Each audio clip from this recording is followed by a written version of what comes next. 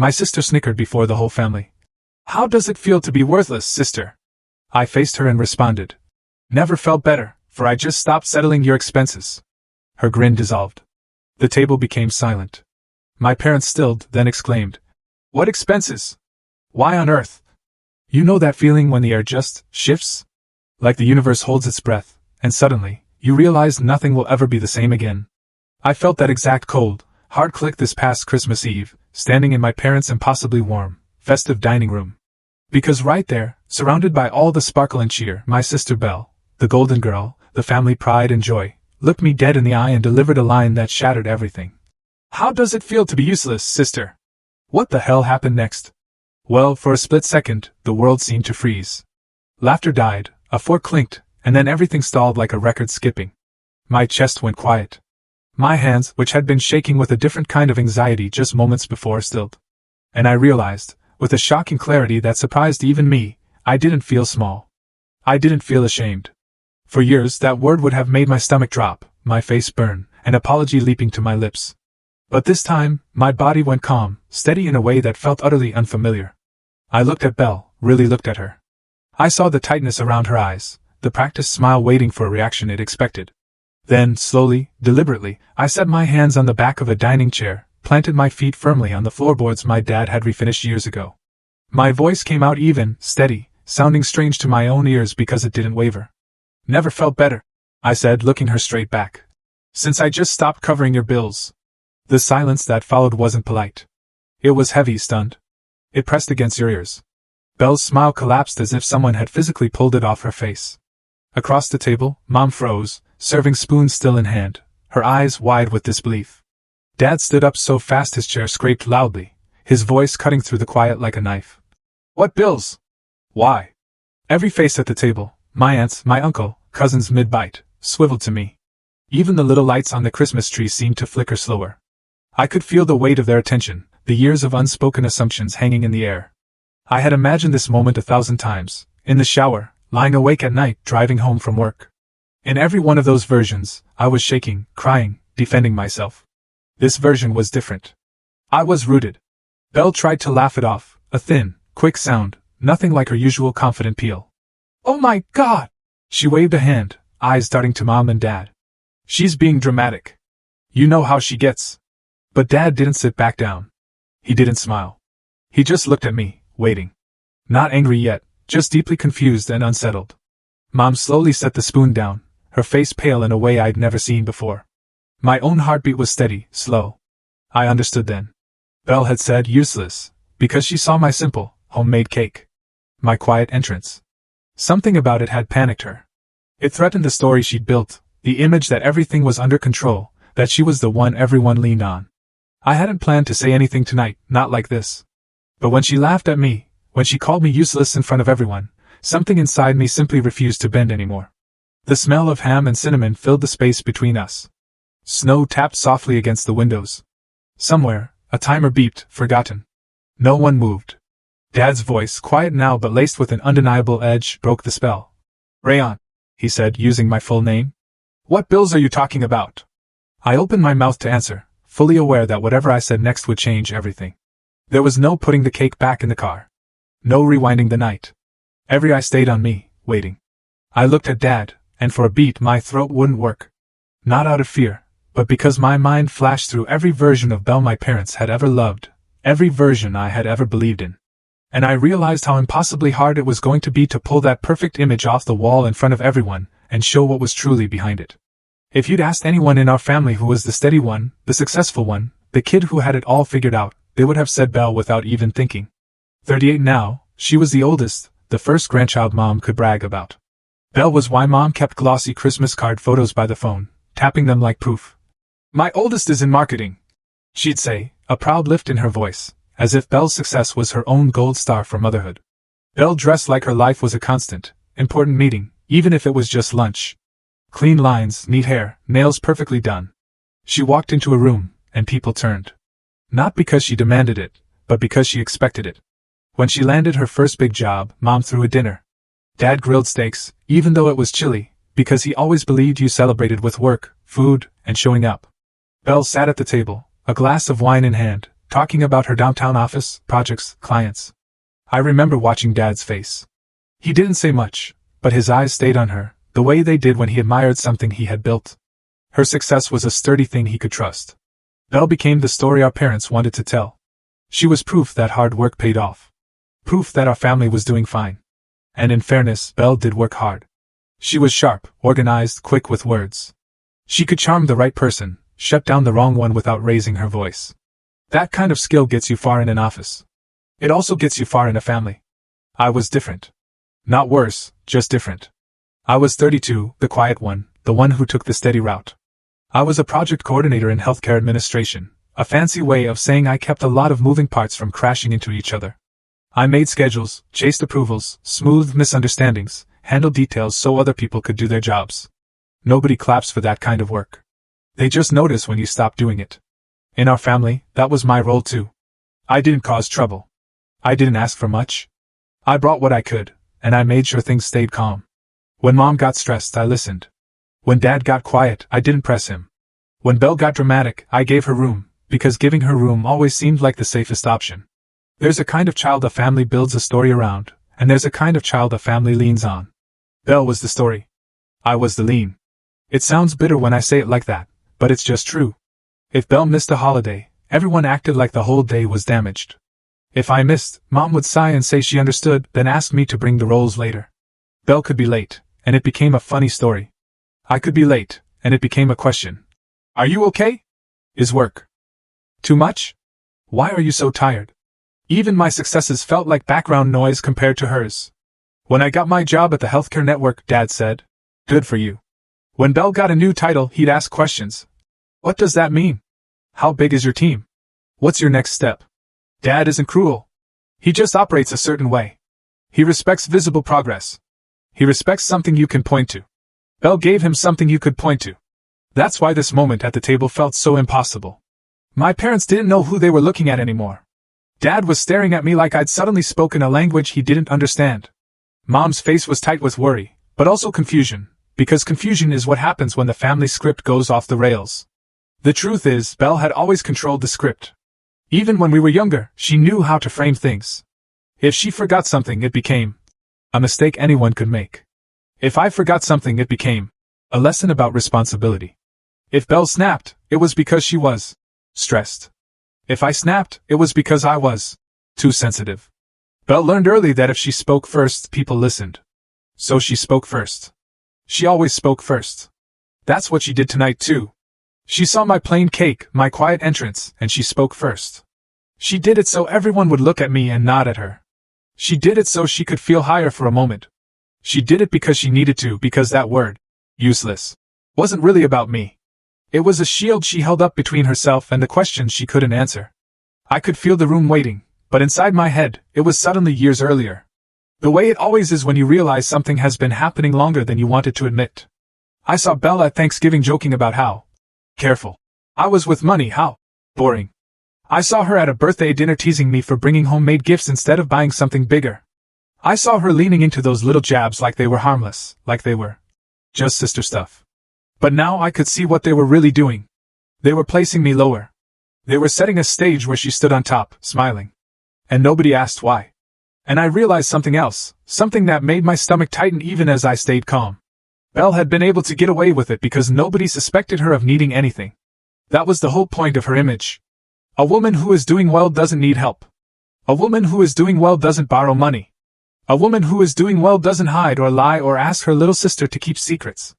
So if Belle was the woman doing well, then I had to be the one doing poorly. That way, anything that happened behind closed doors could stay behind closed doors. That way, if I looked stressed or tired, people would assume it was my fault. Work, choices, life, whatever, not hers.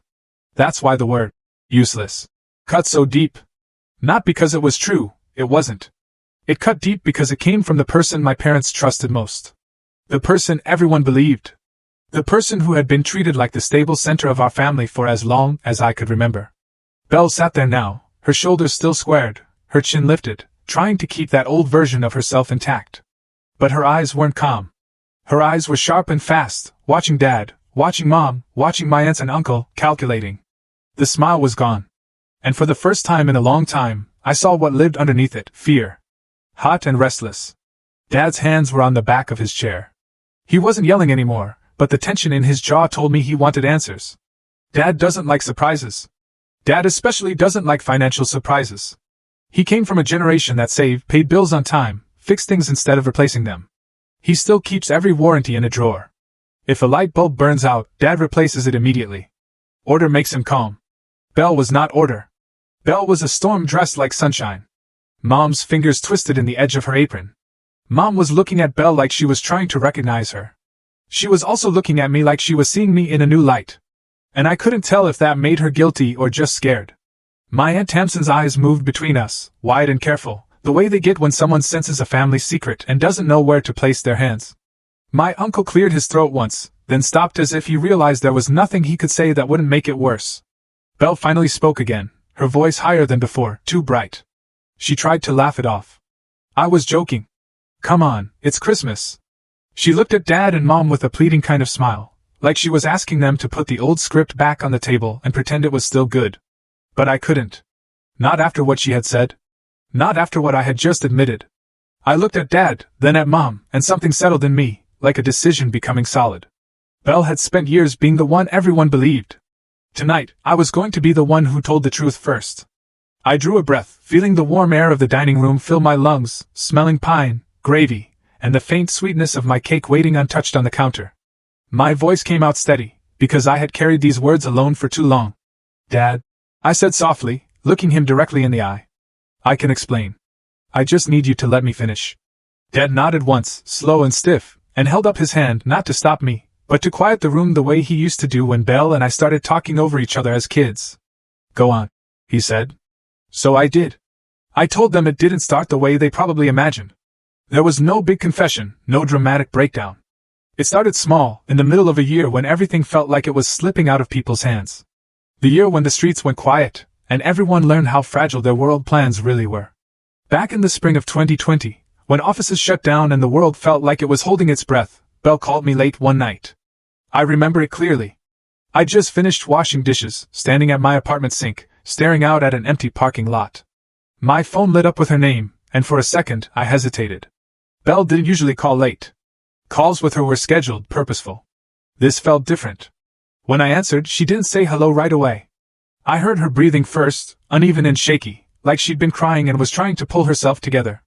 Then my name came out, soft and broken in a way I had never heard from her before. I could picture her even before she spoke more, sitting on the edge of her bed, phone pressed to her ear, shoulders hunched, eyes red. The confident voice she used so easily with everyone else was gone. She sounded small. She told me the company had let people go. She said it like it was a bad phrase she didn't want to say out loud. Laid off, downsizing, restructuring, all the words people used that year to soften the same hard truth. She said her position had been eliminated, not because she did anything wrong. She was very clear about that. It was just the economy, just bad timing. I remember leaning against the counter, my stomach dropping, because Belle losing her job didn't fit into the picture I had of her. She was the one who landed on her feet. She was the one who always had a plan. She rushed through the rest, talking fast now, as if speed might keep the fear from catching up to her. She had some savings. She was already applying. She had contacts. This was temporary. She kept using that word, temporary. She said she just needed a little help to get through the gap. Just rent for a month or two, maybe utilities. Nothing big. And then her voice cracked again, and she said the part that made my chest ache. She hadn't told Mom and Dad. She couldn't, not yet. Mom would panic. Dad would worry. They had already been through so much that year. She didn't want to be another problem they had to carry. She asked me not to say anything. I stood there listening, watching my reflection in the dark window, and all I could think was that this must be killing her. Belle hated appearing weak. She hated needing help. If she was calling me, it must really be bad. I asked her how much she needed. I asked her when she thought she'd be back on her feet. She gave me answers that sounded reasonable. A few weeks. A couple of months at most. She said she had interviews lined up. She said she was embarrassed, even asking. I told her I would help. I didn't hesitate. I didn't ask for proof or details. She was my sister. She had always been the one ahead of me. If she said she was stumbling, I believed her. I told myself this was what family did when things got hard. The first transfer felt strange, like stepping into shoes that weren't mine. I remember staring at my bank app, checking the numbers twice, making sure I could afford it. It wasn't easy, but it was possible. I told myself I'd tighten things up for a while. Skip a few extras, work a little more. I pressed send. Belle stopped crying immediately. The shift was so quick it almost startled me. Her voice steadied, and she thanked me over and over. She said she knew she could count on me. She said I was a good sister. She said this would never become a thing. Just a bridge until she landed. After we hung up, I sat on the edge of my couch and let out a breath I hadn't realized I'd been holding. I felt useful then. Not in the way Belle would later throw the word at me, but in a quiet way that made sense to me. I was helping someone I loved. I was doing something concrete, in a year full of things no one could fix. The weeks that followed were strange for everyone. Offices stayed closed. Interviews moved online. Time stretched and folded in on itself. Belle would text me updates every now and then, a promising conversation, a company that froze hiring at the last minute. Each message came with reassurance. She was close. She just needed a little more time. I didn't tell Mom or Dad. Not because I thought they'd be angry, but because I believed her when she said she wanted to tell them herself once things were settled. I didn't want to take that from her. I didn't want to make her feel smaller than she already did. I kept working. Healthcare administration didn't slow down. If anything, it sped up. Long days, constant changes, new rules every week. I was exhausted. But I told myself it was temporary, too. Everything was temporary then. Or at least, that was what we all told ourselves to keep going. When Belle called again a month later, she sounded calmer. Not happy, but composed. She said she was still looking. She said the market was rough, but she had savings. She was being careful. She asked if I could help with one more payment. Just one more. I said yes. I didn't feel manipulated. I didn't feel used. I felt needed. And in a family where I had always been the background, that feeling carried a quiet power. Sometimes she would apologize before asking. Sometimes she wouldn't. Sometimes she would talk about how frustrating it was to be home all day, how she felt invisible, without her job. I listened. I nodded, even though she couldn't see me. I told her it would get better. I meant it. Looking back now, I can see how carefully she framed everything. How she always reminded me this was temporary. How she always emphasized that she would pay me back. How she always circled back to how ashamed she felt. Shame is a powerful thing. It makes people protect it. It made me protect her. At the time, none of it felt wrong. It felt like standing under someone else's roof during a storm, holding it up until the weather passed. I believed the storm would pass. That's the part one wants them to understand. Standing there at the Christmas table, every eye still on me. I didn't step into this blind. I stepped into it trusting the version of Belle we all believed in. I thought I was helping my sister stand back up. That belief carried me for a while. It made the extra hours feel like something noble instead of something draining. It made every transfer feel like a temporary patch instead of the start of a pattern. And for the first couple of months, it really did look like a bridge. Belle kept saying she was close. She kept saying interviews were happening. She kept saying she hated asking. Then the requests started changing shape. At first, it was just rent. Then it was, could you cover the electric bill this month, too? She said she had to keep the lights on because she was doing interviews from home, and she couldn't risk a shut-off. The way she said it made it sound like I would be letting her future collapse if I said no. I covered it. I told myself it was practical. It was just electricity. It was not forever. A couple of weeks later, she texted and asked if I could send a little extra for the internet. She said the connection in her apartment was spotty, and she needed to upgrade her plan to stay competitive. She wrote it like a business problem, like she was still the marketing manager who could turn anything into a strategy. I sent it. She replied with a string of thank you messages that made my chest loosen, like we were still sisters, like I was helping. Then there was the credit card. She called, and her voice was tight, controlled, like she was trying to keep emotion from spilling out. She said she had a card payment due, and she had miscalculated. She said it would hurt her credit if she missed it, and she couldn't afford to mess up her credit right now. Not with landlords and jobs. I remember sitting at my kitchen table, laptop open, bills spread out in front of me, and feeling something shift. Not yet suspicion, but wait. Like the bridge was getting longer. I asked how much? She told me. I hesitated for 1 second, just one, and she heard it. Her tone sharpened immediately, still quiet, but sharper. She said, I know you think I should have planned better, but you don't understand what it's like when everything falls apart at once. She said she was already humiliated. She said she didn't need Judgment from her own sister. So I paid for it. After that, the requests came with rules. Not written out like a contract, but spoken like a warning. Don't tell Mom and Dad. She said it every time. Sometimes she said it softly, like a plea. Sometimes she said it like a command. She said Mom would worry herself sick. She said Dad would look at her differently. She said they had enough on their plate. She said, I'm handling it. I just need time. She said, I'll tell them when I have good news, not when I'm drowning. There was always a reason that made me feel cruel for questioning it. And there was always shame. She leaned on that word like it was a shield. She said she was ashamed of being unemployed. Ashamed of needing help. Ashamed that she had worked so hard and still ended up here. She said it like she expected me to save her from it, not just with money, but with silence. So, I stayed quiet. I stayed quiet because I thought silence was kindness. I stayed quiet because I didn't want to break the version of Belle my parents loved. I stayed quiet because, if I'm honest, there was a part of me that wanted to be the one she trusted, the one she leaned on, the one who mattered. I didn't notice at first how that silence started changing me. It showed up in small ways. I stopped buying little things that made my weeks easier. I stopped ordering lunch at work. I made coffee at home and carried it in a travel mug that always leaked. Little sacrifices, I told myself. Just for now. I can handle it. Healthcare administration during that time was relentless. We were short-staffed, constantly adjusting to new policies. I stayed late. I picked up extra tasks. I took calls I didn't have to take. I told my boss I could handle it. I became the person who said yes before anyone else could ask. When people say family comes first, they don't always talk about the quiet cost. The way it creeps into your body. The way it makes your shoulders tense even when you're sitting still. The way your heart beats faster when your phone lights up because it could be another request, another emergency, another crisis you didn't create. Belle would call, and I would answer before the second ring. If I missed a call, she would text, "Please call me back when you can." And the words would feel heavier than they should. Sometimes she would add, "It's important." And my mind would start racing. I'd picture eviction notices, shut-off warnings, late fees stacking like bricks. I would call back and brace myself.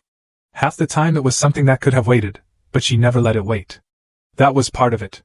If everything was urgent, then I never had space to think. I tried once to create space. It was late summer, still hot outside, the kind of evening where the air sticks to you. I'd just gotten home from work, shoes off, hair pulled up, standing in my kitchen, looking at the groceries I'd carefully bought within a budget. Belle called and asked about the next payment. Not rent, she said, but the utilities plus the card plus one more thing. She said she needed to renew something online, a subscription. She said it was necessary for job searching. I took a breath and said something I'd been practicing in my head for weeks. "Belle, maybe we should tell Mom and Dad. Maybe Dad can help you make a plan. Maybe Mom would rather know than be kept in the dark. Maybe this is getting bigger than just a short gap." There was silence on her end for a moment. Then her voice changed. Not crying, not soft. Cold. She said, "Do you want to ruin me?" I blinked like I'd misheard. I said, "No, of course not. I just think they would want to know." She said, "You don't understand. Dad will never look at me the same. Mom will make it about her and her anxiety, and I'll have to manage that too." Then the kicker. "You want to make me disappointed in the family so you can feel better about yourself?" That hit me like a slap. It was so unfair that my first instinct was to laugh, but my mouth stayed closed. I felt my face heat up. I told her that wasn't what I meant. I told her I was worried. I told her I couldn't keep doing this forever. Her tone softened just enough to feel like a trap closing gently. She said, "I knew you would make this about you." She said, "I'm the one living at rock bottom. I'm the one who has to wake up and feel like a failure every day.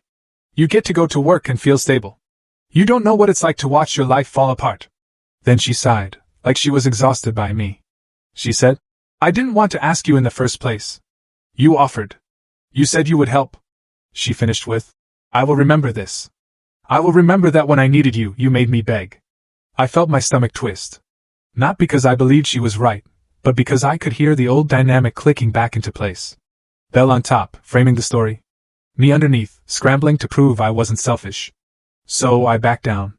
I told her I was sorry. I told her I didn't mean to add stress. I told her yes, I would send it. She exhaled and said, "Thank you," like she was granting me forgiveness. After I hung up, I stared at my phone for a long time. My hands were shaking a little. And that was when I realized something that scared me more than the money. I realized I was afraid of her disappointment, afraid of her anger, afraid of being cast as the bad sister. That's not normal. Not when you're both grown women, not when you're just trying to be honest. I started noticing how Belle talked about secrecy like it was love, like keeping her secret was proof I cared. She'd say things like, "You're the only one I can trust," and it would feel like a compliment. Then she'd say, "Don't tell anyone," and it would feel like a responsibility. Sometimes she'd call, and her voice would be gentle again, almost sweet. She'd ask how I was doing. She'd mention something funny she saw online. She'd tell me she missed the old days. Then right when I felt my guard lower, she'd slide in the ask, "Can you cover this too? Just this one. You know, I would do it for you." I wanted to believe that last part. I wanted to believe she would do it for me, but a small part of me kept whispering that she never had. Not really. Not when it mattered. Belle was good at being present when it made her look good. She was not good at being present when it was messy. I told myself that thought was petty. I pushed it down. I pushed down a lot. I pushed down the resentment when I saw her post photos online, smiling on a patio, even if the drink in her hand was just lemonade. I pushed down the confusion when she talked about ordering takeout like it was normal, even though she told me she was barely surviving. I pushed down the little sting when she made jokes about my careful spending, about how I was always so serious. She'd laugh and say, "You worry too much." And I would look at my bank account and swallow the truth. There's a very specific kind of loneliness that comes from carrying a secret that isn't yours. It isolates you from everyone in the room. You sit at family dinners and smile, and you know something the others don't. You watch your parents laugh and relax, and you know they wouldn't be relaxed if they knew. You become the keeper of a reality nobody asked you to hold. I kept it because Belle made it sound like I was protecting them. Protecting Mom's nerves, protecting Dad's pride, protecting the holiday peace. The way she said it, it almost sounded noble. But the longer it went on, the less noble it felt. It started feeling like a trap that tightened every time I tried to pull away. By the time the first year had passed, I wasn't counting months anymore. I was counting payments. I could tell you exactly when her rent was due. When the utility bills hit. When the credit card payment was posted. My life started orbiting her calendar. And through it all, Belle kept wearing her confidence like armor. Even on the phone, even in tears, she never let herself sound too weak for too long. She always swung back to control. She always reminded me that telling anyone would be betrayal. She always found a way to make my help feel like my obligation. I told myself it would end when she found a job. I told myself it would end when the world settled down. I told myself it would end because it had to. That's what I told myself. And standing there at the Christmas table, watching Dad's face as he waited for my explanation, I realized just how long I had been telling myself that, and how much of my life I had rearranged around the hope that my sister would eventually stand up on her own. I took another breath, and I could feel the whole room holding theirs with me. But before I could explain what the money had become, I had to explain how I found out it was no longer going where I thought it was going. For a long time, I believed every dollar I sent was keeping a roof over Belle's head and the lights on in her apartment. I pictured rent checks, utility balances, boring adult expenses that added up, but made sense. That picture is what allowed me to keep pressing send, even when my own chest felt tight. The first crack in that picture came quietly, not with a fight or a confession, but with a notification. It was a random afternoon, sometime in the middle of another long workday. I was eating lunch at my desk, scrolling through my phone the way people do when they need a mental break. Belle had posted something. Not a photo of herself, not a quote, but a screenshot. It flashed across my screen for less than a second before my brain registered what it was: numbers, charts, green and red lines climbing and falling sharply. I stared at it longer than I meant to. She had captioned it with something vague about learning and staying disciplined. Nothing that outright said money, nothing that would alarm anyone who didn't know what they were looking at. But I did. And I felt my stomach drop. That night, when she called asking about the next transfer, I asked her about it. I tried to sound casual. I asked what that chart was. She laughed, quick and dismissive. She said it was just investing. She said she'd been teaching herself some things while she had time. Forex, crypto, stuff like that. She said it was smart to diversify. She said everyone was doing it. Her confidence was immediate and practiced. The same tone she used when she talked about campaigns and strategies back when she still had her job. She made it sound responsible, progressive, almost impressive. I asked if she was putting a lot of money into it. She said no. She said just a little. She said she was careful. She said she would never gamble. That word came out sharp, like an insult. I'm not stupid, she said. I know what I'm doing. I wanted to believe her. I really did. But something in my body didn't settle the way it usually did when she reassured me. The image of those charts stayed with me. The sharp drops, the sudden spikes. It didn't look like slow, careful investing. It looked like adrenaline. I didn't push that night. I told myself it wasn't my place. She was already defensive enough about money. I didn't want to add another layer of tension. But once the thought was there, it didn't leave. Over the next few weeks, little things started to stand out. She would mention being up late watching markets. She would text me at odd hours, excited or flat in a way that didn't match what she was saying. Sometimes she sounded wired, talking fast, jumping from one idea to another. Other times she sounded hollow, like she was reciting lines she had practiced. One afternoon, I ran into Noah Greer at the grocery store. Noah was an old family friend, someone who had known us since we were kids. He worked as an independent financial advisor, the kind of person who explained things calmly and never tried to impress anyone. We chatted about work and weather. And then, without planning to, I mentioned Belle, just casually. I said she was, between jobs, and had been talking about trading online. Noah's expression changed immediately. Not alarmed, but serious. He asked what kind of trading. When I said, Forex and crypto, he nodded slowly. He didn't say it was evil or reckless. He said something quieter, something that stuck. He said, for some people, it starts to look less like investing and more like gambling. He said, the problem isn't just the losses, it's the pattern. When someone loses, they feel the urge to get it back. They chase the loss. They tell themselves the next move will fix everything. He said, the brain responds to wins and losses the same way it does to a slot machine. He said, the market doesn't care how badly you need it to turn around. I drove home with his words echoing in my head. That night when Belle called, I asked her more directly. I asked how much she had put in. She deflected. She said I was overthinking it. She said I sounded like Dad. That stung, because she knew exactly what that comparison would do to me. She knew I didn't want to sound controlling. She knew I didn't want to be the one lecturing her. She said this was actually good news. She said she had almost made back what she had lost earlier. She said she just needed a little more time to get it right. Lost earlier. That was the first time she admitted there had been losses. I asked her if the money I was sending was going into those accounts. She paused. Just long enough. She said no. She said not directly. She said it all blended together. She said money was money, and she was managing it. She said I was focusing on the wrong thing. That was the moment fear entered the room. Not panic, not anger, but fear. The kind that settles low and cold and makes everything else feel unreliable. I realized I didn't know where my money was going. I realized I was trusting someone who couldn't clearly explain what they were doing with it. A few days later, she called with urgency in her voice. She said there had been a bad move. She said the market was volatile. She said she could fix it, but only if she acted fast.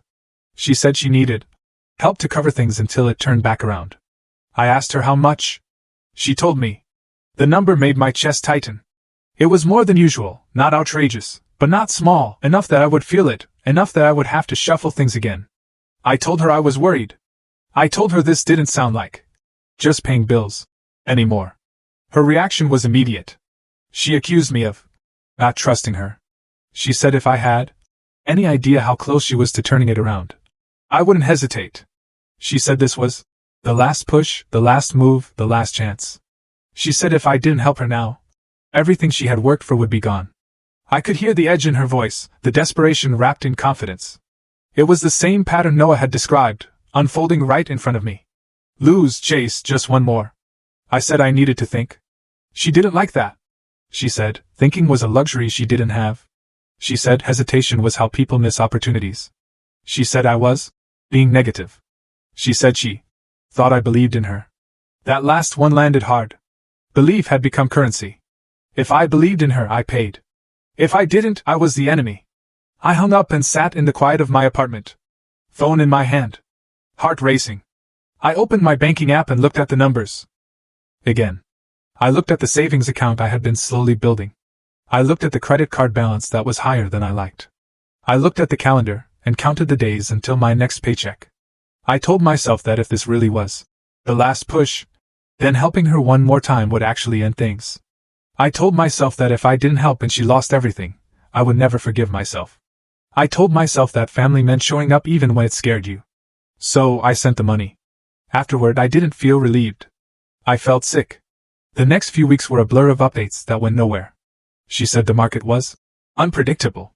She said she had almost broken even. She said things were turning around. She also said she needed help with rent again. The words almost broke me. That was when the truth finally settled into place. Heavy and undeniable. I was not helping her stabilize. I was helping her survive the consequences of something she couldn't stop doing. My money was not a bridge anymore. It was padding. It was cushioning her from hitting the bottom. I remembered Noah's calm voice. The way he had said the brain chases losses. I remembered how Belle sounded when she talked about the next move. The way her voice lifted with hope that was too sharp to be real.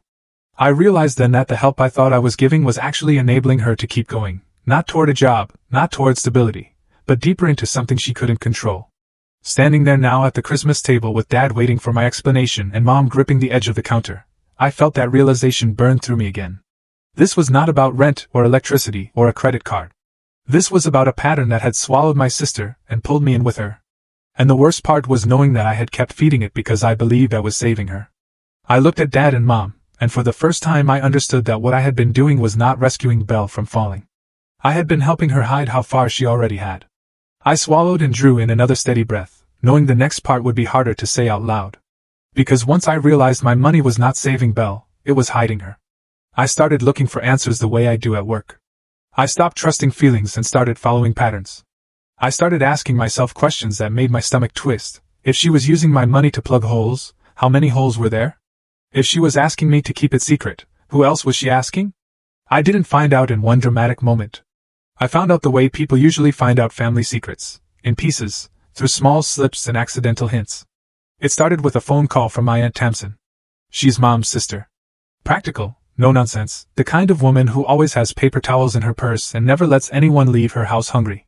She called me one afternoon and asked how I was doing.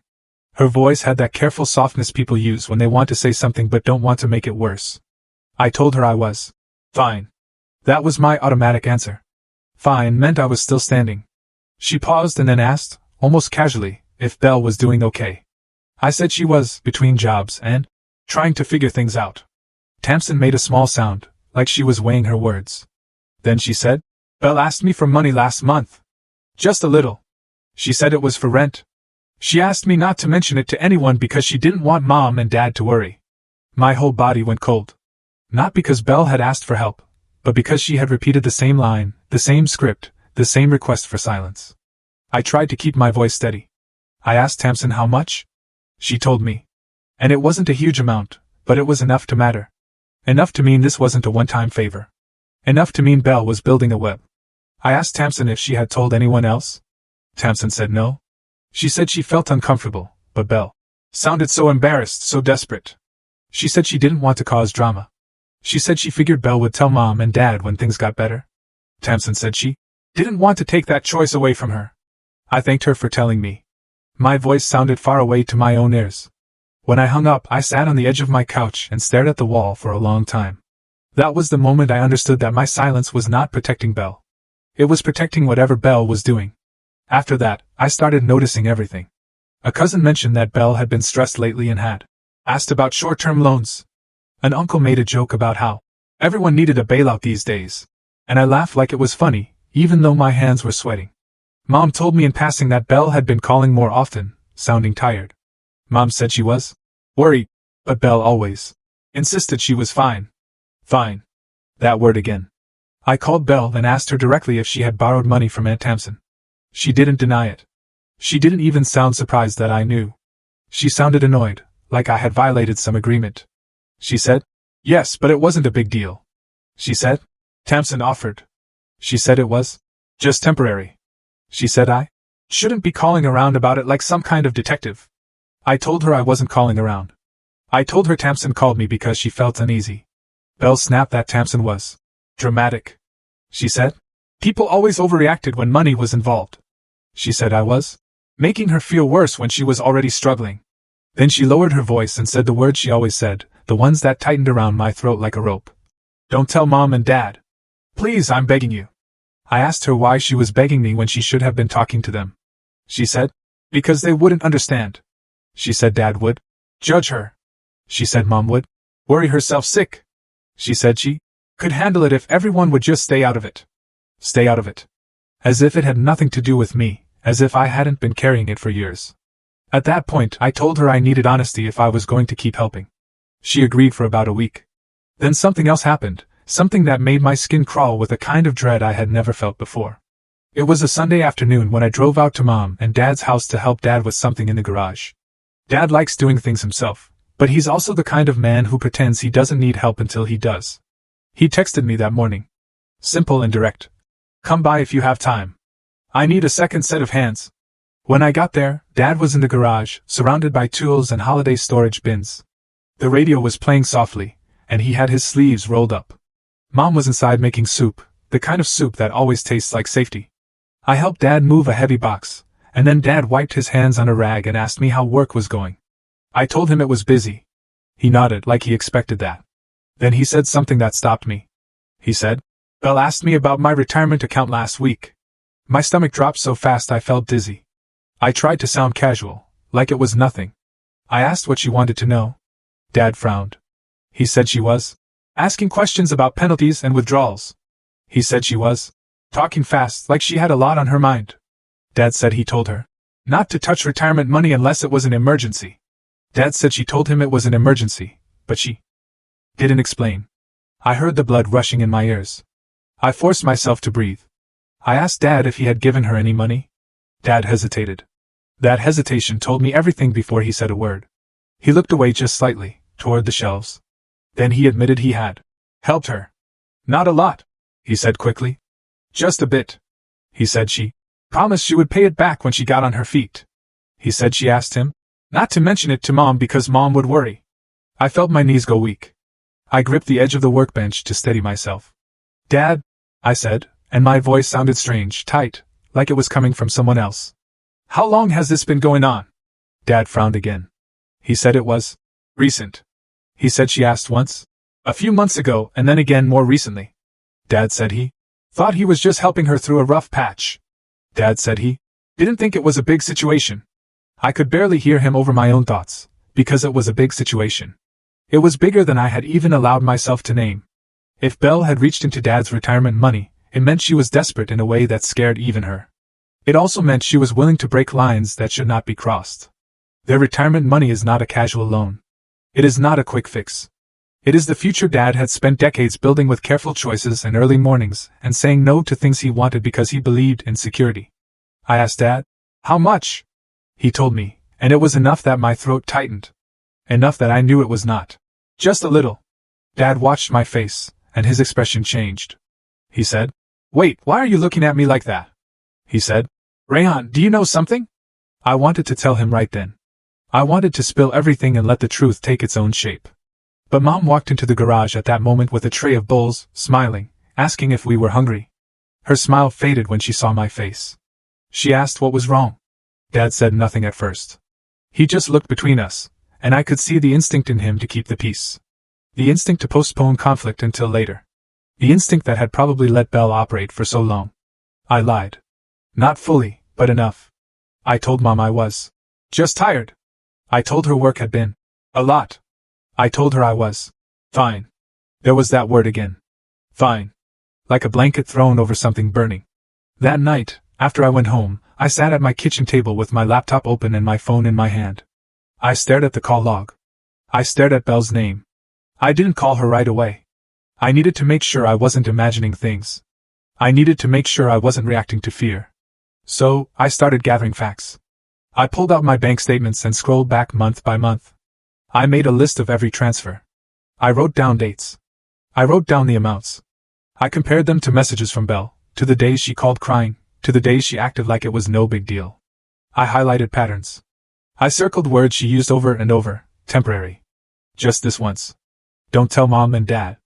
I did the same thing people do when they're trying to prove to themselves that what they have lived is real. I collected evidence. Not for court, not for revenge. For sanity. Once I saw it on paper, I couldn't unsee it. It was not a rough patch. It was a system. Belle would borrow from one person to cover what she owed another. She would pull from me, then from Aunt Tamsin, then from Dad, and then she would call me again. She kept each person separate, each secret isolated, so no one could see the full picture. And I realized something that made me feel both relieved and sick at the same time. I was not the only one, but I was the one she leaned on the longest. The deepest. The one she used as her foundation, while she kept her image polished for everyone else. That realization did not make me feel better. It made me feel raw. Because it meant all those nights I thought I was saving my sister, she was building a ladder out of my money and climbing back onto her pedestal. It meant she could sit at a Christmas table years later and call me useless without flinching, because she had trained herself to believe her own story. The next time Belle asked me for money, I didn't answer immediately. I let the phone ring. I watched it light up, and I felt something new rise in me. Not guilt. Not panic. Anger. Clean. When I finally called her back, I asked her one question. I asked her how many people she had borrowed from. She got quiet. Then she laughed. That thin laugh she used when she felt cornered. She said, "Why are you asking that?" She said, "You're acting like I'm some criminal." I told her I knew about Aunt Tamsin. I told her I knew about Dad. Her voice snapped sharp. She said, "You had no right to talk to Dad." She said, "You're trying to turn them against me." She said, "You're jealous." She said, "You always hated that I was the one they were proud of." My hands shook, but my voice stayed steady. I told her this was not about pride. I told her this was about truth. She said the thing she always said when she was losing control. "Don't tell Mom. Don't tell Dad. You will ruin everything." And that was the moment I understood exactly what everything meant to her. Everything was not our family. Everything was her image. After that call, I opened a folder on my computer and named it for what it was. I started saving screenshots. I started saving bank statements. I started writing a timeline in plain language. Month by month, payment by payment, request by request. I didn't do it because I wanted to punish her. I did it because I could feel myself slipping into that old fog where I questioned my own reality. I did it because I knew if I didn't anchor the truth somewhere solid, Belle would rewrite it, and I would end up apologizing for something she had done. So, standing at the Christmas table now with Dad still staring at me and Mom frozen near the counter, I knew I was not just holding my own story in my hands. I was holding the first clear map of how far my sister had gone, and how many people she had pulled down with her. I swallowed again, then looked at Dad and nodded once, as if I was nodding to myself. "I have receipts," I said quietly. "And I can show you all of it." But the truth was, the decision to stop didn't begin at that Christmas table. It began weeks earlier, on an ordinary weekday that almost cost me my job. I had been running on fumes for months by then. Sleeping lightly, waking up already tired, checking my phone first thing in the morning, not for messages from friends or news, but to see if Belle had texted. My body had learned to brace itself before my mind even caught up. Work hadn't slowed down. If anything, it demanded more from me. New procedures, constant meetings, deadlines stacked on top of each other. I used to pride myself on being steady, reliable, the one people could count on. Somewhere along the way, that steadiness started cracking. The first sign came during a team meeting. I was supposed to present a summary I had worked on for weeks. I stood there, staring at the screen, and for a few seconds my mind went completely blank. Not nervous. Empty. Blank. Like the words had evaporated. My manager looked at me, confused. Someone cleared their throat. I apologized and stumbled through it, but I could feel the shift in the room. The unspoken question, "Are you okay?" Later that day, my manager asked me to step into her office. She closed the door gently and asked if everything was all right. She said I seemed distracted lately.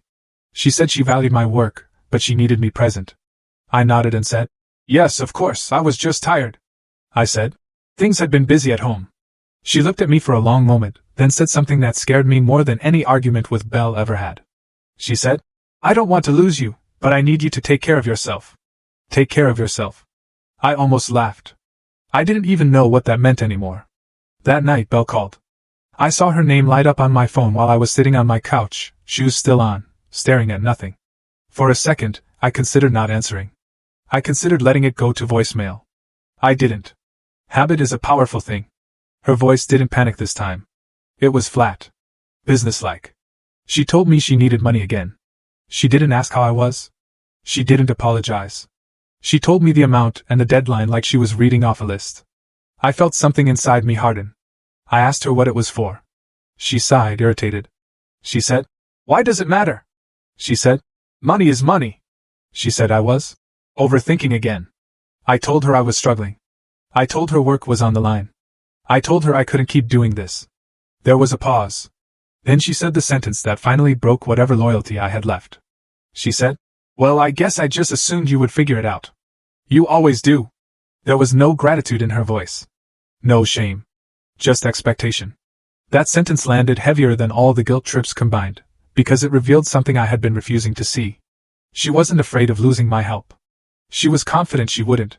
I told her I couldn't send anything right now. She laughed. Not a nervous laugh. A sharp one. She said, "Don't be dramatic." She said, "You have a job. You'll be fine." She said, "I need this more than you do." I could hear my own heartbeat in my ears. I told her I needed time to think. She snapped that thinking was not an option. She said if I didn't send it, things would get bad. She said I would regret it. Something in me went very still. I realized that I had been afraid of her anger for so long that I had never stopped to ask myself why. Afraid of what, exactly? Disappointment? Her words? Her withdrawal? None of those things could actually harm me. Unless I let them. I ended the call. Not with a fight, not with a speech. I simply said I could not do this anymore and hung up. My hands were shaking, but my chest felt lighter than it had in years. She texted immediately, then again, then again. The messages shifted quickly. First confusion, then accusation, then guilt. She said she couldn't believe I would do this to her. She said I was abandoning her. She said she would remember this. I did not respond. That night, I slept for almost 8 hours straight for the first time in months. When I woke up, the world felt quieter. The next few days were awful and clarifying at the same time. Belle tried every angle. She called. She texted. She sent long messages about betrayal and short ones about emergencies. She alternated between cold and pleading. When I didn't respond, she escalated. She mentioned Mom and Dad. She said they would be disappointed in me if they knew. She said I was selfish. She said I had changed. She was right about one thing. I had changed. I stopped checking my phone every 5 minutes. I started focusing at work again. I took a full lunch break and actually ate. I went home on time. I felt the fog in my head begin to lift, slowly, but with the relief came fear, not of Belle, but of what would happen when the truth finally came out. Because I knew it would. Secrets like that never stay buried. They rot. They leak. That's when I started preparing. Not for revenge, not to expose her publicly. For protection. I organized everything. Bank statements. Amounts. I wrote out a timeline that showed how it had grown from 1 month of rent into years of support. I included notes about her requests for secrecy. I included screenshots of messages where she framed my help as an obligation. I didn't do it with anger. I did it with clarity. I told myself that if anyone ever asked me why I stopped, I wouldn't have to scramble for words. I wouldn't have to rely on memory that could be twisted. I would have the truth, plain and unembellished. As Christmas approached, the tension thickened. Belle stopped calling me directly and started acting normal in the family group chat. She sent cheerful messages. She joked. She posted pictures online that made it look like she was doing just fine. I knew what that meant. She was shoring up her image, getting ahead of the story. When Mom called to confirm plans for Christmas dinner, I felt a knot form in my stomach. I knew I couldn't keep pretending. I also knew I couldn't force the truth out in a private conversation where Belle could rewrite it later. I didn't plan a confrontation. I didn't rehearse speeches.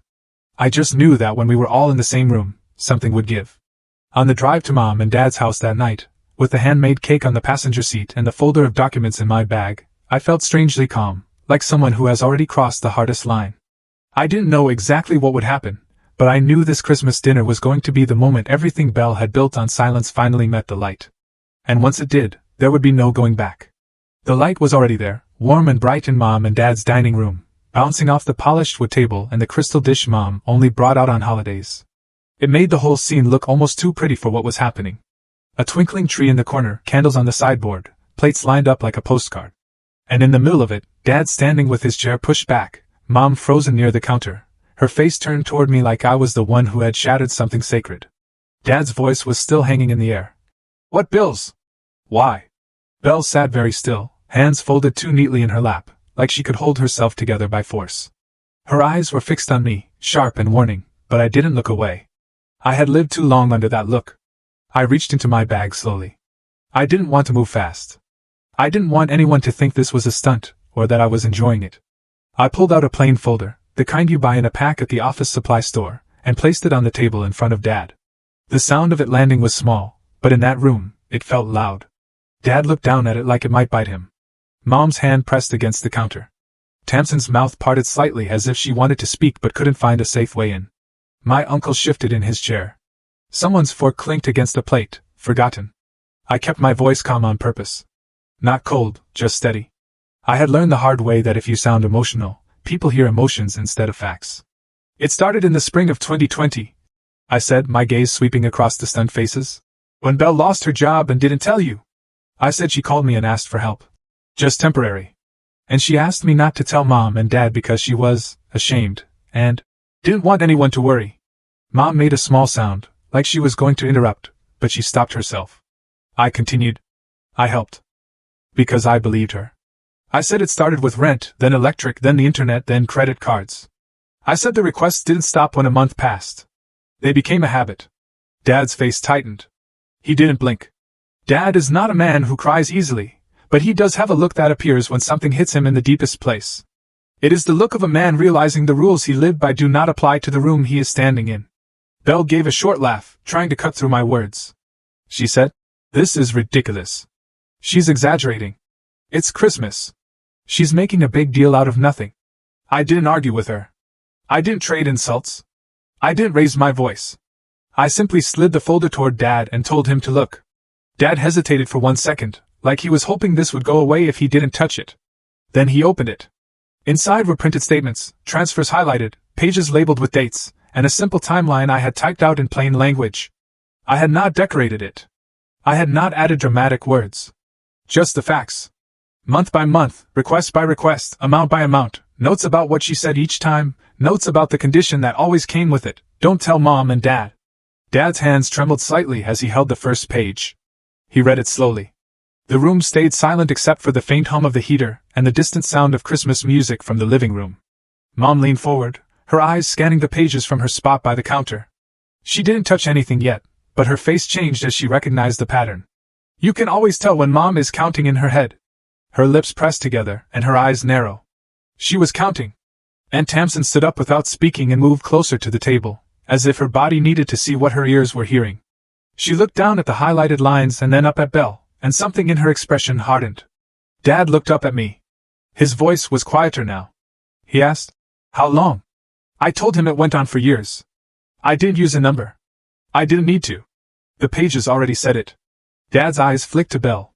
He asked if it was true. Belle's cheeks flushed. She lifted her chin and tried to sound offended. She said, "People help each other." She said, "I offered."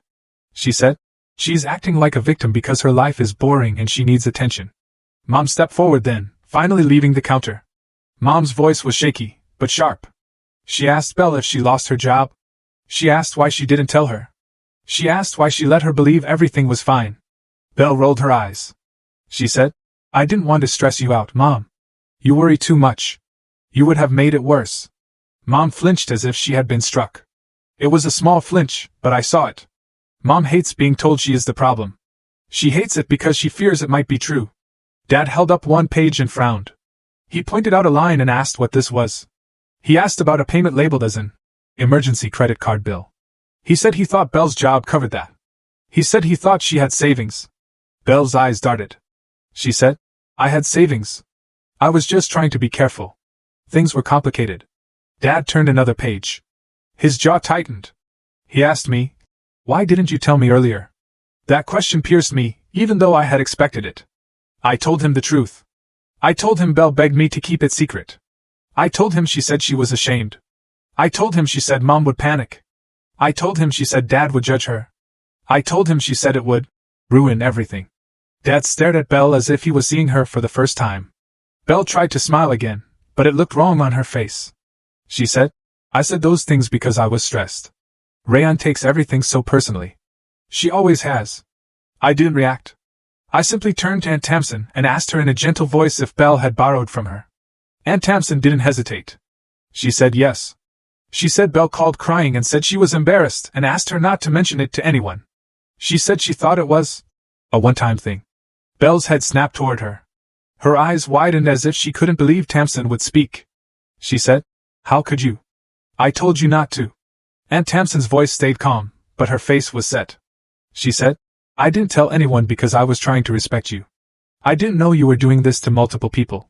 I didn't know you were using the same line on all of us. A murmur moved through the room, low and unsettled. One of my cousins, Kelsey, shifted and asked quietly if that was why Belle had texted her last year. She said Belle asked if she could borrow money and promised it would be paid back soon. She said she didn't do it, but she remembered the message because it felt off. Another cousin cleared his throat and admitted Belle had asked him to. He said he sent a little because he thought it was temporary. He said she told him not to say anything because she didn't want to look like a mess. The words kept coming out in pieces, like a puzzle assembling itself in the air. Each person realizing they were not the only one. Each person realizing the secrecy was not about protecting the family. It was about keeping us from comparing notes. Mom's hand went to her mouth. She looked from face to face like she was watching the floor drop away. Dad lowered his gaze to the papers again, scanning faster now, as if his mind was finally allowing him to see what his heart didn't want to accept. Belle's voice rose. She said, You are all ganging up on me. You don't understand what it's like to lose everything. You think you're so perfect. No one answered her right away. The silence did it for us. It was the kind of silence that says you have used up the room's patience. Dad turned another page. His hand stopped. He froze. I saw it before he spoke. His eyes locked on a section I had been avoiding even in my own mind. A note about a conversation in the garage. A withdrawal. A loan. Money that was not supposed to be touched. Dad's voice was low and strange, like it hurt him to force the words out. He asked about retirement money. Mom's head jerked up. She looked at Dad confused. She asked what he meant. She said, What retirement money? Dad didn't look at her at first. He kept staring at Belle. He asked Belle if she had taken money from their retirement. Belle's face went pale for a second.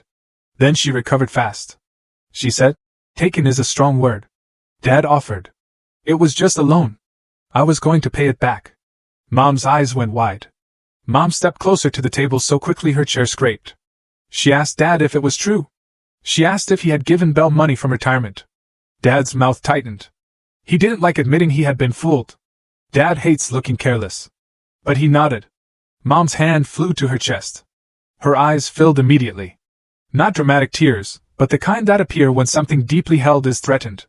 Retirement was not just money to Mom. It was safety. It was the future. It was the promise that after all the years of working and saving and budgeting, they would not be a burden. Mom's voice cracked. She asked Belle how she could do that. She asked how she could take their future and gamble with it. Belle flinched at the word, gamble. She said, I didn't gamble. I was investing. I was trying to fix things. I was trying to get back on track. Dad's eyes narrowed. He asked what she meant by investing. Belle's lips pressed together. She looked at me like she wanted me to keep quiet, like we were still in that old agreement, like I was still her keeper. I didn't look away. She has been trading Forex and crypto, I said. She told me she could make it back. She kept saying it was the last push. The room went so still I could hear the faint crackle of the fireplace in the other room. Mom's face twisted in pain and disbelief. She whispered to Belle, Please tell me you didn't. Belle's eyes flashed with anger. She said, You're making me sound like some addict. You're all acting like I'm evil. I was desperate. Dad's voice hardened. He asked, How much did you lose? Belle didn't answer. Dad asked again, louder this time. He demanded a number. Belle's mouth opened, closed. Her throat moved as she swallowed. She still didn't answer. That silence was an answer all by itself. Mom's legs seemed to give slightly. She grabbed the back of a chair to steady herself. I stepped toward her instinctively, but she shook her head as if she needed space. Mom's face was wet now, tears slipping down without her noticing. Dad's shoulders slumped, then squared again. Dad is a man who reacts to pain by trying to solve problems, but there was nothing to solve at that moment. There was only a truth that had already happened. He turned the folder toward me and asked if I had more. I nodded. I said I had bank statements and messages. I said I had a timeline. I said I was not sharing it to embarrass anyone. I said I brought it because I could not keep carrying it alone. And I could not let Belle rewrite the story later. Belle stood up suddenly, her chair scraping loudly. She snapped that I was doing this on purpose. She snapped that I wanted to ruin her in front of everyone. She snapped that I was jealous. Her voice shook at the end. And that was the first crack that felt real. Not her practiced anger, not her sarcasm. Fear. Aunt Tamsin spoke again, calm and firm. She said, "This is not jealousy. This has consequences." Belle pointed at her, shaking. She said, "You don't get to talk. You don't know what it's like to be under pressure." My uncle finally spoke, his voice low and disappointed. He said, "Belle, you asked me for money too. You promised you were just trying to cover bills. You promised you would pay me back." Belle's eyes darted around the table like a trapped animal. Dad held up his hand. Not to silence us, but to stop Belle from spinning. He told her to sit down. He told her he was not done. Belle hesitated, then sat, but her posture was rigid, her hands clenched and unclenched in her lap. Dad looked at the papers again, then at me. His voice softened slightly, not in approval, but in regret. He asked me, "Why didn't you tell me earlier?" That question stung in a different way now, because I could see he meant it. He was not accusing me. He was accusing himself. He was picturing all the moments he had praised Belle. All the times he had taken her confidence as proof she was okay. I answered honestly. I said, "Because she told me not to. Because I thought I was protecting you. Because I was ashamed too. I didn't want to be the reason the family fell apart." Mom let out a small sob, and for a second, I thought she might collapse. Then she straightened, and her face changed. Her eyes focused on Belle with a steadiness I had not seen before. Mom asked Belle one simple question. She asked why she called Rayon useless when she had been living off her. Belle's mouth tightened. She said, "I didn't mean it like that. It was a joke." Mom shook her head slowly. She said, "That is not a joke. That is cruelty." Belle looked at Dad then, searching for rescue, for a softening, for the old script where Dad tries to calm things down and move on. Dad did not rescue her. Dad looked exhausted, older than he had looked at the start of dinner. Dad said he needed to understand the full scope. He asked Belle if there was anything else. More loans? More people? More accounts? Belle's eyes dropped to the table. For the first time, she didn't fight back. She didn't throw another insult. She didn't perform. She simply stared at the wood grain like it might give her an answer. That was when I realized something else. Belle was not in control anymore. Not of the room. Not of the story. Not of the way people saw her. The silence that followed was heavy and final. Not dramatic, not cinematic. Just real. The kind of silence where everyone is thinking the same thought, but no one wants to be the one to say it. Belle's shoulders sank slightly, as if the weight of pretending was finally too much to hold up. Dad's hands stayed on the folder. Mom's tears kept sliding down, quiet and steady. Aunt Tamsin's arms folded across her chest. My cousins stared at their plates. No one ate. No one reached for the gravy. The whole Christmas dinner sat untouched. Like a scene that had lost its purpose. And in that stillness, Belle was no longer the person with the perfect sweater and the confident laugh. She was just a woman who had run out of people to hide behind. Every eye in the room drifted back to me. Not because I was the villain, but because I was the one who had finally said the thing no one wanted to hear. I stood there with my hands at my side, feeling the strange calm that comes when the truth is already out and there is nothing left to protect. Dad inhaled slowly, then looked at me again, his voice barely above a whisper. He asked me how much I had paid. I opened my mouth, and the room waited. I told Dad the total. I said it slowly, because it deserved to be heard clearly.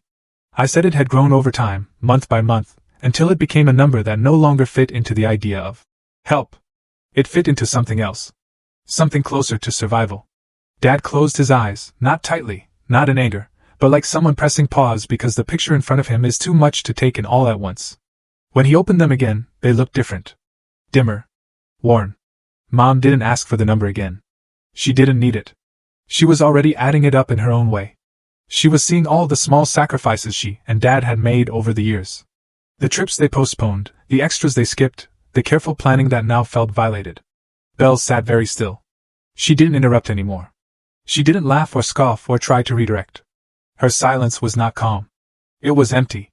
Dad pushed the folder back toward me and said he needed a minute. He stepped away from the table and went into the living room. Mom followed him without a word. Their footsteps sounded heavy on the hardwood floor. No one spoke while they were gone. Not a whisper, not a sigh. It was as if the room itself understood that whatever came next would not be reversible. When Dad came back, he didn't sit down. He stood at the head of the table, one hand resting on the chair like he might need it to stay upright. He looked at Belle and said he was disappointed. Not angry, not yelling. Disappointed. He said it the way parents do when something breaks that cannot be fixed with time or excuses. He said he could not help her anymore. He said he would not lend her money, cover bills, or protect her from consequences. He said he needed distance. He said he didn't want to see her for a while. Mom nodded beside him. Mom's voice was quiet but firm. She said she loved her daughter, but she could not be part of this anymore. She said she was done being lied to. She said she needed space to process what had happened. She said she didn't trust Belle right now.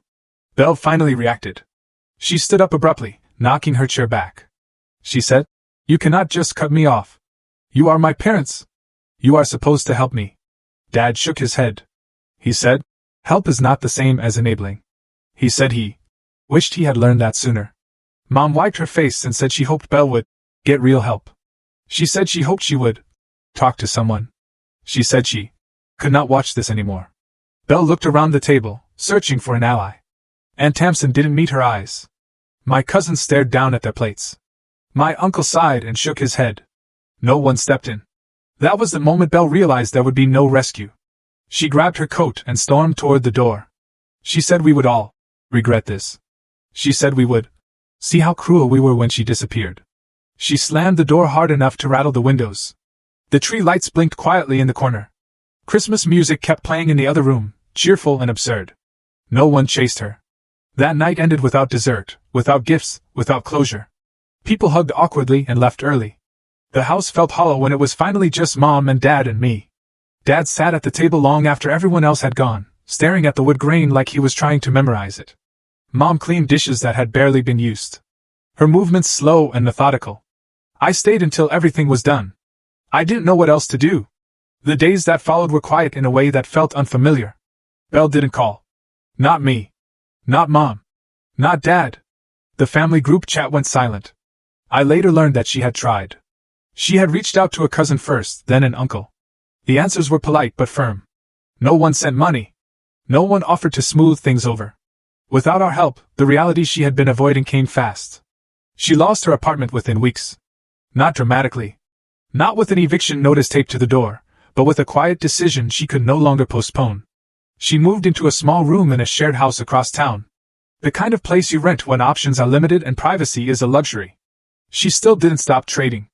I know that because she texted me once late at night a few weeks after Christmas. She didn't ask for money. She sent a message about how close she was to turning things around. She said she just needed one good move. She said the market was about to shift. I did not respond. Without our money cushioning her, the losses hit harder. She burned through what little she had left. She took a job waiting tables at a diner near the highway. Long hours, unpredictable tips, no benefits. The kind of job she once would have mocked. The kind of job she had laughed at people for settling into. I didn't feel satisfaction when I heard that. I felt sadness. Not the soft kind, but the heavy kind that sits in your chest and doesn't move.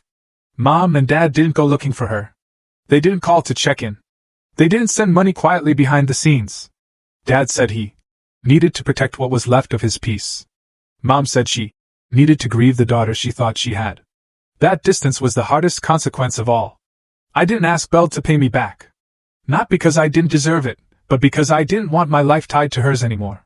I didn't want my future anchored to her recovery or her failure. I sent her one message, just one. I told her I was not sending money anymore. I told her I hoped she would get help. I told her I loved her, but I was done rescuing her. She replied with anger first, then with silence. That silence stretched into weeks, then months. At first, it felt strange not being needed. My phone felt lighter in my hand. My days felt longer. I noticed how much space had been taken up by waiting for the next call, the next crisis, the next guilt trip. Without that noise, I could hear my own thoughts again.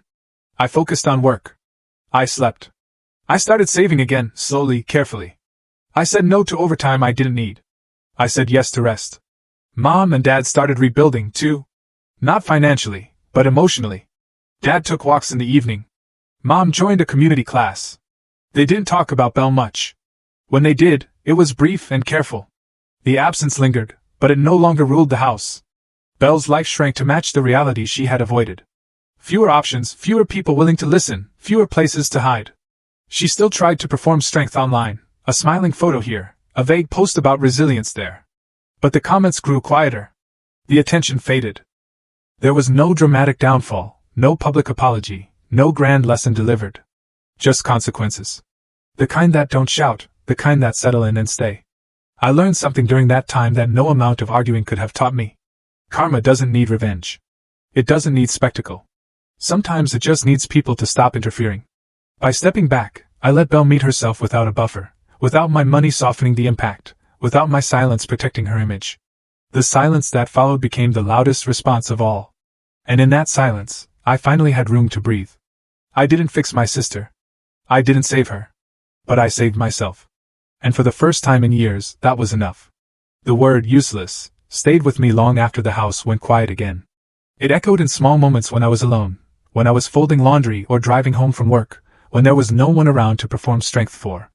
I kept turning it over in my mind, not with anger, but with curiosity. What did she really mean when she said it? I realized something slowly, the way truth usually arrives. Useless was never about what I did or didn't contribute. It was a label, a tool, a way to keep me small enough to stay, helpful enough to keep giving, quiet enough to never question the role I had been assigned. As long as I believed I was useless, I would keep trying to prove otherwise, with money, with silence, with loyalty that cost me more than it should have. Once I stopped believing it, the whole structure collapsed. Life after that Christmas did not become perfect. It became simpler. And simpler turned out to be a gift. My finances stabilized in a way I had almost forgotten was possible. Without the constant outflow, my checking account stopped feeling like a crisis waiting to happen. I paid down what I needed to. I rebuilt my savings slowly, without drama. Watching that balance grow again felt grounding, like reclaiming a piece of myself that had been on loan for too long. At work, my focus returned fully. I stopped second-guessing every pause in my concentration. I slept better. I laughed more easily. My manager noticed the difference and told me I seemed lighter. I didn't explain why. I just smiled. Mom and Dad changed too. They didn't become cold people. They became clearer ones. They stopped making excuses for behavior that hurt them. They stopped smoothing over problems just to keep the peace. It was not easy for them, especially for Mom, who had spent most of her life believing love meant sacrifice, no matter the cost. One evening, months later, Mom told me something quietly while we were washing dishes together. She said she wished she had learned earlier that protecting your child does not mean protecting their lives. She said she was sorry she had not seen what was happening sooner. I told her she did the best she could with what she knew. That was true. Dad didn't say much about it. He rarely does. But one afternoon while we were sitting on the porch watching the sun drop behind the trees, he told me he was proud of me. Not for what I had done for Belle, but for knowing when to stop. That mattered more than I expected it to. As for Belle, I didn't check on her. Not out of cruelty, but out of respect for the boundary I had drawn. Every time I felt the urge to step in, to fix something, to soften a consequence, I reminded myself that stepping back was the kindest thing I could do for both of us. She had to meet herself without a buffer, without someone absorbing the impact for her. From what I heard through distant channels, she struggled. She worked long shifts. She moved again to an even smaller place. She still talked about turning things around. About opportunities just around the corner.